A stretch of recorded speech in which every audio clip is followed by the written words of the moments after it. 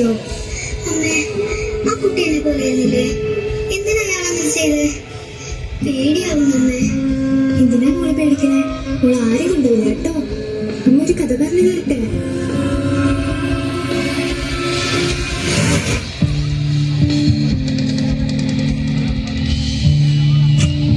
മോളെ, എവിടെയാ നീ?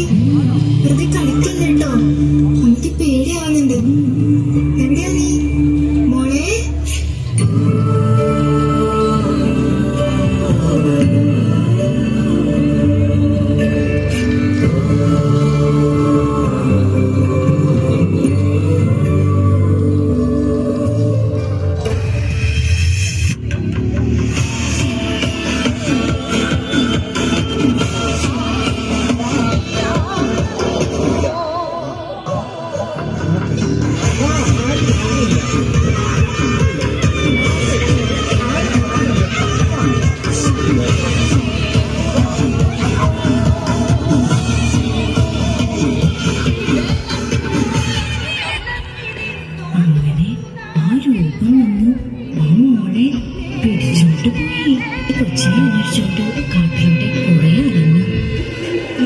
നിങ്ങളെന്റെ മോളെ കണ്ടോ?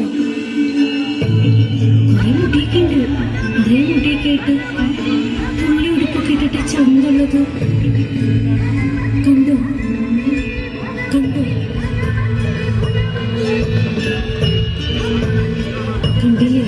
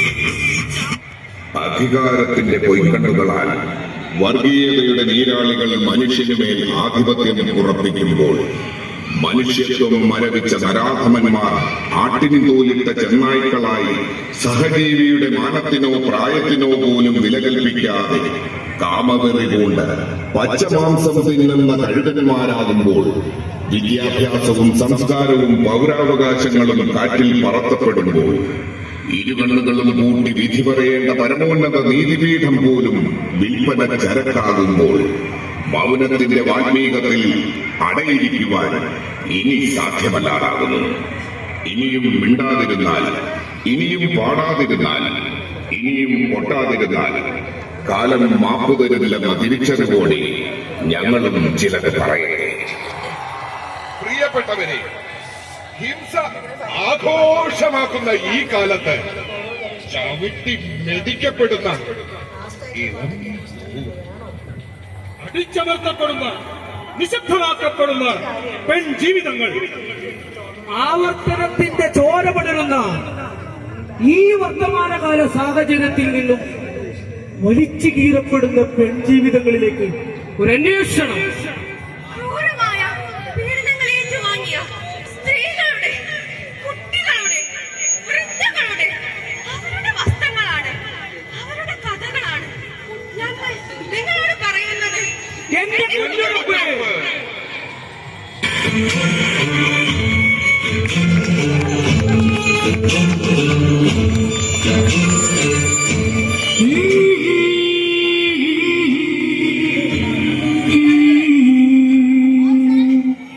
Mm-hmm.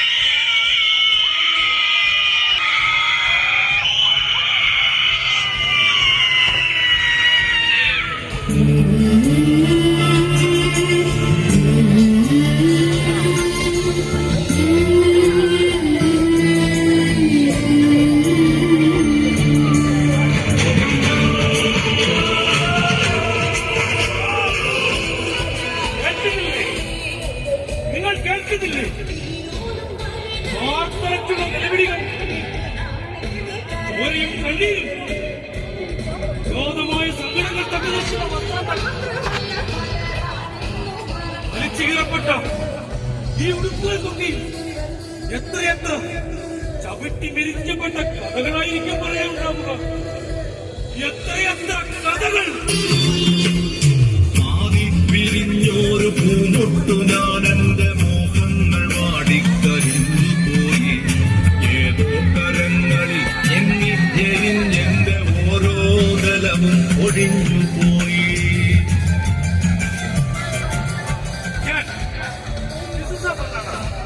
ചിത്രകാരനാണ്.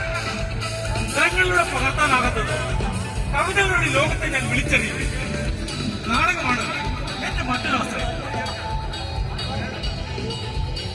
വലിച്ചു കീറപ്പെട്ടവരുടെ ആരും കേൾക്കാതെ പോയ നിലവിളികൾ, ദൂരമായി ചവിട്ടി അരയ്ക്കപ്പെട്ടവരുടെ മുറിവിൽ നിന്നും പൊടിഞ്ഞ ചോരയുടെ ഉണങ്ങിയ പാടുകൾ, അതാണ് അതാണ് എന്റെ നിറങ്ങളിലൂടെ, എന്റെ അക്ഷരങ്ങളിലൂടെ ഞാൻ പറയാൻ ശ്രമിക്കുന്നത്.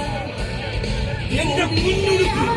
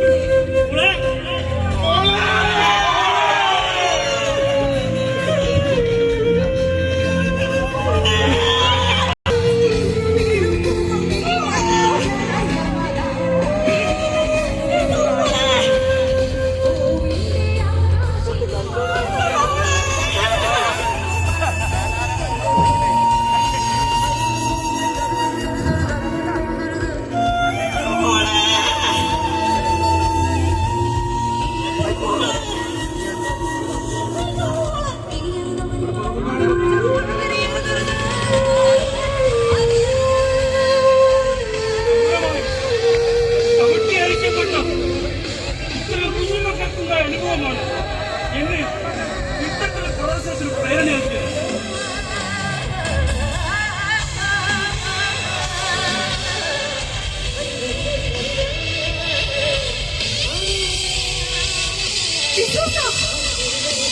വളരെ നന്നായിട്ട് പ്രദർശനം. എന്റെ വീടുകൾ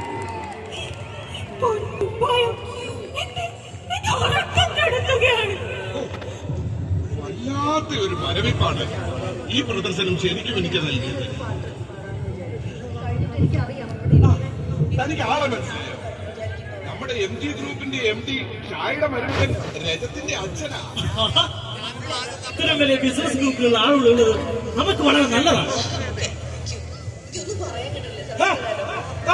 ഞാൻ പലതവണ പറഞ്ഞു പോവാണ് എന്നെ ഇത്തരത്തിൽ പരിചയപ്പെടുത്തുന്നത്. ഞാൻ ഏതെങ്കിലും ബിസിനസ് ഗ്രൂപ്പിനെ തള്ളി ജീവിക്കുന്ന ഒരാളല്ല. സ്വതന്ത്രമായി ജീവിക്കാൻ കഴിയാവുന്ന ഒരാളാണ് ഞാൻ. ഓക്കെ പ്രശസ്ത എഴുത്തുകാരനും തിയേറ്റർ ആക്ടിവിസ്റ്റുമായ ഡിസൂസയുടെ തികച്ചും വ്യത്യസ്തമായ വസ്ത്ര പ്രദർശനമാണ് ഇവിടെ നടക്കുന്നത്. ഒരു പ്രദർശനത്തിനും അപ്പുറം പ്രതികാരവും പ്രതിഷേധവുമാണെന്ന് അറിയുക.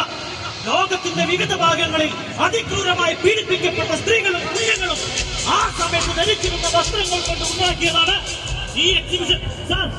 സാർ പറയൂ, ആ 1.5 വയസ്സിന്റെ റേപ്പിന്റെ കഥകൾ ഞങ്ങളുടെ പ്രേക്ഷകർക്ക് വേണ്ടി പറയൂ. അത് ശരിയായിരിക്കും. എനിക്ക് പറയാനുള്ളത് ഈ പ്രദർശനം പറയുന്നത് കണ്ണു തുറന്ന് കാണുക. എന്നാലും ആ ഇൻസിഡന്റ് അല്ലേ സാറിനെ എക്സിബിഷനെ പ്രേരിപ്പിച്ചത്? ഒന്ന് പറയൂ സാർ, ഒന്ന് വിശദീകരിക്കും. എന്താണ് നിങ്ങൾക്ക് അറിയേണ്ടത്?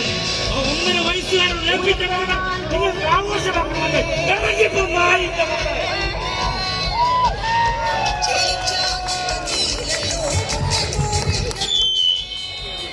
ദുരന്തങ്ങളെല്ലാം നിങ്ങൾക്ക് ആഘോഷങ്ങളാണ്. സോഷ്യൽ മീഡിയ, ഇന്റർനെറ്റ് ആഘോഷങ്ങളുടെ ശ്രമിക്കുന്നവരാണ് ഈ നമ്മളൊക്കെ. എന്നാൽ എന്റെ ലക്ഷ്യം ഈ പൊള്ളുന്ന കാഴ്ചകളിലൂടെ അടച്ചുപോയ നിങ്ങളുടെ കണ്ണുകളെ തുറപ്പിക്കാൻ പോവാം. നമ്മുടെ സാംസ്കാരിക രീതിക്ക് നിയമത്തിനും എന്താണ് സംഭവിക്കുന്നത്? എല്ലാം ഓരോ ദിവസവും തീർന്നിക്കുകയാണ്. അല്ലേ അല്ലേ അല്ലേ തീർന്നിക്കല്ലേ? നിങ്ങൾ പറ അല്ലേ?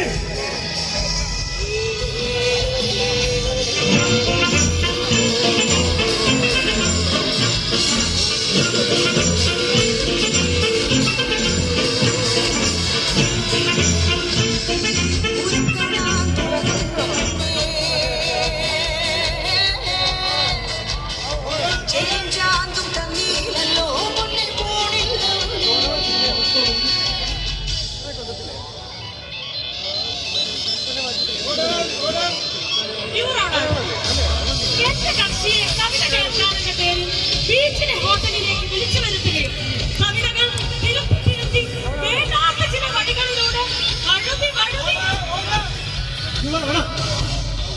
എന്റെ കക്ഷി യുവസാഹിത്യത്തിലെ കവയത്രിയുടെ സർഗവാസനകളെ തൊട്ടുണർത്തൽ മാത്രമേ ചെയ്തിട്ടുള്ളൂ. അല്ലാതെ പബ്ലിക് പ്രോസിക്യൂട്ടർ പറയുന്ന പോലെയുള്ള കാര്യങ്ങൾ ചെയ്യുന്നതിന് എന്റെ കക്ഷി പ്രാപ്തനല്ല.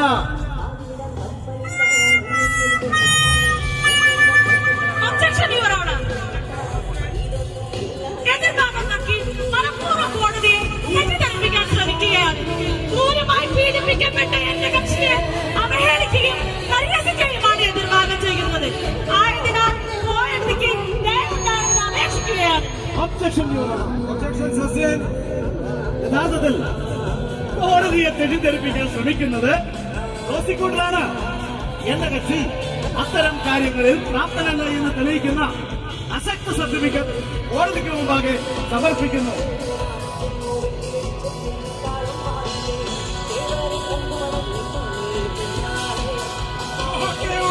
അസക്ത സർട്ടിഫിക്കറ്റ്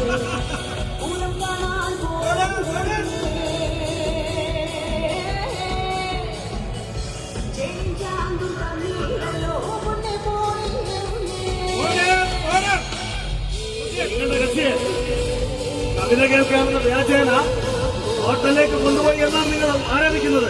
അത് തെറ്റായ ഒരു ആരോപണമാണ്.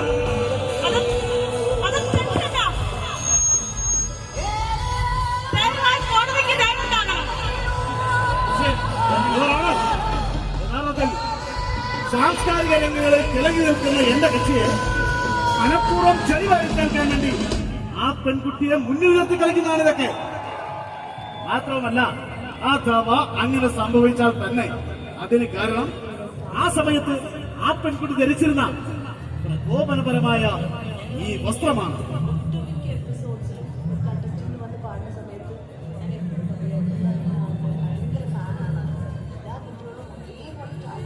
പ്രകോപനപരമായ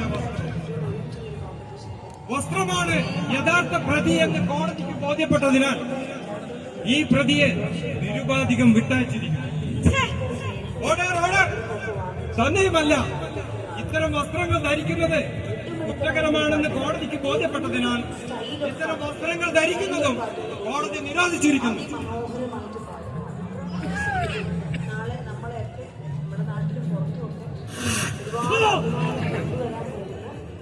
വസ്ത്രമാണ് യഥാർത്ഥ പ്രതിയെങ്കിൽ ഈ 1.5 വയസ്സുകാരുടെ വസ്ത്രത്തിന് എന്ത് മറുപടിയാണ് കോടതി കൊടുക്കുക?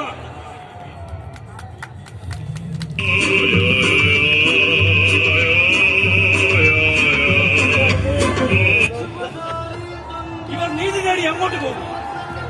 അവസാന ആശ്വാസമായ കോടതി പോലും ഇന്ന് കോമഡിയാണ്.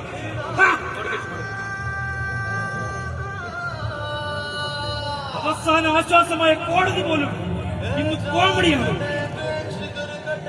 എന്റെ തലച്ചോറിൽ എട്ട് വീട് തുടങ്ങിയിരിക്കും.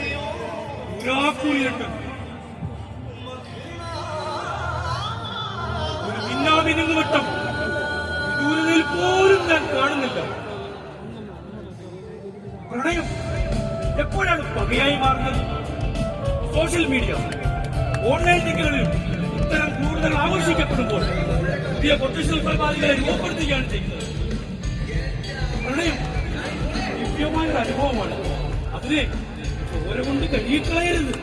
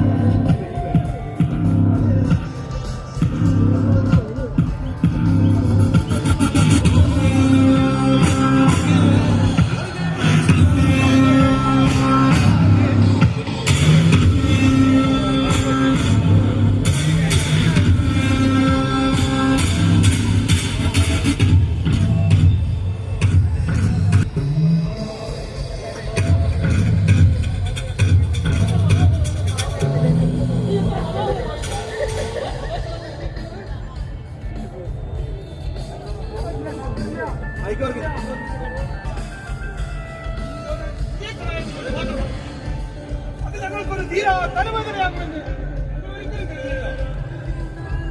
എന്റെ വാക്കും പ്രവൃത്തികളും വിഷമാണ്. പുതിയ വിഷം. അതെ, ഞാൻ വിഷമാണ്. പക്ഷെ ഒന്നോർത്തും, നിങ്ങൾക്കെല്ലാം വിലക്ക് മേടിക്കാൻ കഴിഞ്ഞേക്കാം. ഒരുപക്ഷെ ഇന്ത്യ മഹാരാജ്യത്തവരെ എന്റെ ചിന്തകളെ, എന്റെ നിലപാടുകളെ നിങ്ങൾക്ക് വിലക്ക് മേടിക്കാൻ കഴിയില്ലേക്കാം. നീ വെറുമൊരു വൃദ്ധനാണ്. അത് നീ മറക്കരുത്. നിന്നെ കൊണ്ട് ഒരു ചുക്കും ചെയ്യാൻ കഴിയുന്ന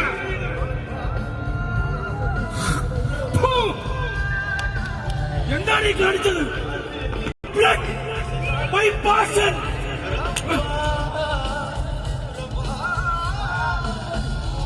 നീ രജത്തിന്റെ അച്ഛനാണെന്നുള്ള ഒരൊറ്റ പരിഗണനയിലായിരുന്നു നീ ഇത്രയും കാലം ജീവിച്ചത്.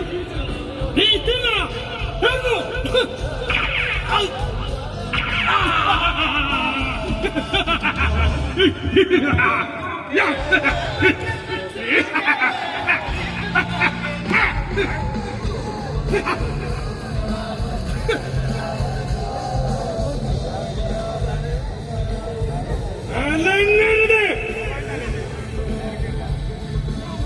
വെന്തിപ്പോകരുത്. കാണുക.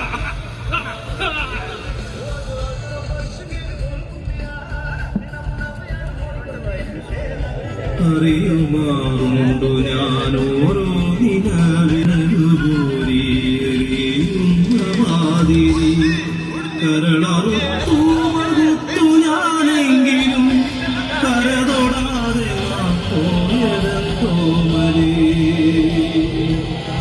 വിരലുകൊണ്ടു നീ കോറിയ ചിത്രങ്ങൾ മരണകാലം വരേക്കും വിലക്ക് വീണപ്പെടുമ്പോഴും നിശബ്ദമാക്കപ്പെടുമ്പോഴും നിങ്ങൾ ബാക്കി വെച്ചിട്ട് പോയത് ഞങ്ങൾ തുറന്നുകൊണ്ടേയിരിക്കുന്നു. ഞങ്ങൾ തുറന്നുകൊണ്ടിരിക്കുന്നു.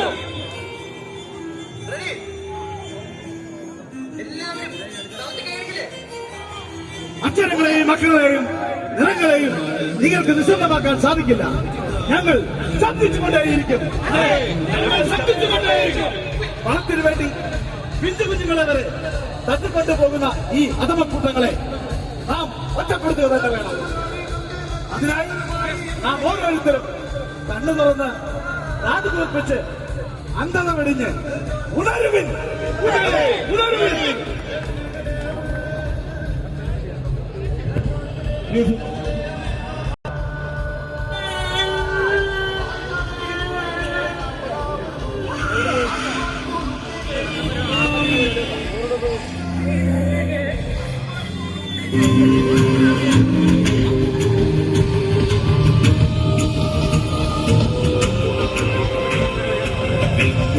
നിരത്തി വച്ച പങ്കിളിയെ പോലെ തിറ്റുപോകുവാൻ വളർത്തി വച്ചു പെൺകുരുങ്ങിനെ നിരത്തി വച്ച പങ്കിളിയെ പോലെ തിറ്റുപോകുവാൻ വളർത്തി വച്ചു വില കൊടുത്തു വാങ്ങി തോറും പ്രതിഷേധിക്കുകയും കുതിരയോടും തോറും കുരുക്കുകൾ മുറുകുകയും ചെയ്യുന്ന പെൺജീവിതങ്ങൾ. ആണധികാരത്തിന്റെ ഈ ഘട്ടകാലത്ത് ഈ പീഡിപ്പിക്കപ്പെടേണ്ടവളാണെന്ന കാഴ്ചപ്പാട് പേറുന്ന ആൺ സമൂഹത്തിന് അധികാരവും സ്വാതന്ത്ര്യവും ഒരേപോലെ അവകാശമുള്ള രണ്ട് വ്യക്തികൾ മാത്രമാണ് സ്ത്രീയും പുരുഷനും എന്ന ബോധ്യം ഈ സമൂഹത്തിൽ ഉണ്ടാവാത്തടത്തോളം കാലം ഇത്തരം പീഡനങ്ങൾ തുടർക്കഥകളാവുക തന്നെ ചെയ്യും. ഇത്തരം ക്രൂരമായ പീഡനങ്ങൾക്കെതിരെ പോരാടിയ ഒരുപാട് സ്ത്രീരത്നങ്ങൾ നമുക്ക് മുന്നിലുണ്ട്. അവരെ പോലെ പോരാടുകയാണ് നാം ചെയ്യേണ്ടത്. അതല്ലാതെ ഒരു തുണ്ട് കയറിൽ ജീവിതം അവസാനം മനോവൈകൃതം ബാധിച്ച ഇത്തരം പുതിയ പീഡകരെ രൂപപ്പെടുത്തുകയല്ല ചെയ്യേണ്ടത്. ഓർമ്മയുടെ കലാവിഭാഗം അണിയിച്ചൊരുക്കിയ ഈ നാടകം ഇത്തരം പീഡനങ്ങൾക്കെതിരെ പ്രതീകാത്മക പ്രതിഷേധം മാത്രമാണ്. നാളെ നിങ്ങളിൽ ഇതൊരു തീക്കനലായി രൂപപ്പെടട്ടെ. ഇത്തരം ക്രൂരതകൾക്കെതിരെ നമുക്ക് ഒന്നിച്ചണിചേരാം.